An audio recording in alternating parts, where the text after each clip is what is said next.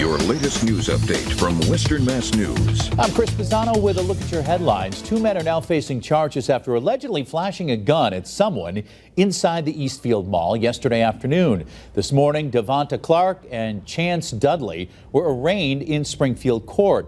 Bail for both men was set at $10,000, and we've learned they both have a criminal record. A crash happening in Westfield early this morning has kept a portion of Montgomery Road closed for most of the day. Western Mass News obtained surveillance of the crash, which caused extensive damage to a utility pole. In the video, the car is seen flipping on its roof with sparks flying. Police say 2 people suffered minor injuries and were taken to the hospital. They add that speeding was a factor.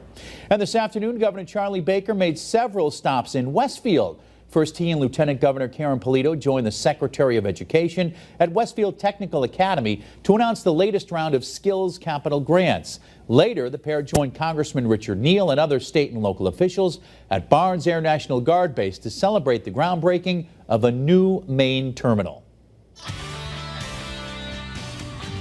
I'm meteorologist Janna Brown with a check of your forecast. There's a low risk for a stray shower early this evening, but then skies will stay partly cloudy as we head into tonight. Turning cool again with temperatures dipping back into the upper 40s, and there might be a little bit of fog that develops through tomorrow morning.